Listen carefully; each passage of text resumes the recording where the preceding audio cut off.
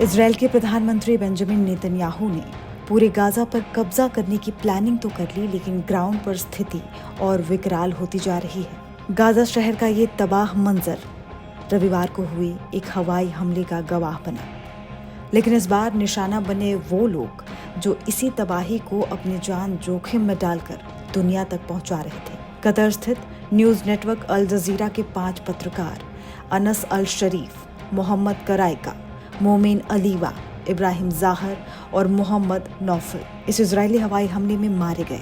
इसके बाद अल जजीरा ने कहा कि गाजा शहर में पत्रकारों के आवास पर एक टारगेटेड इजरायली हमले में अल जजीरा के पत्रकार अनस अल शरीफ अपने 4 सहयोगियों के साथ मारे गए हैं। 28 वर्षीय अल शरीफ की रविवार को हॉस्पिटल के मेन गेट के बाहर पत्रकारों के लिए बने तंबू पर हमला करने के बाद हत्या कर दी।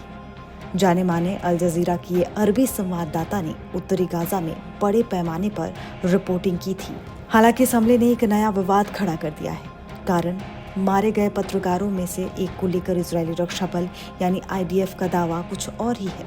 इजरायली सेना ने दावा किया है कि मारे गए पत्रकारों में से एक हमास का आतंकी था। IDF के मुताबिक अनस अल शरीफ कोई आम पत्रकार नहीं, बल्कि हमास की एक आतंकी सेल का सरगना था। सेना का आरोप है कि शरीफ इजरायली नागरिकों पर रॉकेट हमलों की योजना बनाने और उन्हें अंजाम देने में शामिल था, और यह हमला एक लक्षित आतंकवादी रोधी अभियान था। हालांकि अल जजीरा ने इस हमले की कड़ी निंदा करते हुए इसे प्रेस की स्वतंत्रता पर नृशंस हमला बताया है। नेटवर्क ने साफ कहा है कि ये दावे बेबुनियाद हैं और सिर्फ एक पत्रकार की हत्या को सही ठहराने की कोशिश है। ये मामला इसीलिए भी गंभीर है क्योंकि अनस अल शरीफ की सुरक्षा को लेकर चिंताएं पहले भी जताई जा चुकी थी।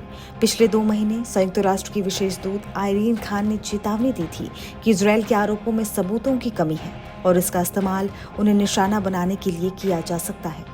Committee to protect journalist CPJ भी शरीफ की सुरक्षा के लिए अपील कर चुकी थी। फिलिस्तीनी पत्रकार संघों ने इसे पत्रकारों को जानबूझकर निशाना बनाने के पैटर्न का हिस्सा बताया है ताकि गाजा के अंदर के हालात दुनिया तक ना पहुंच सके।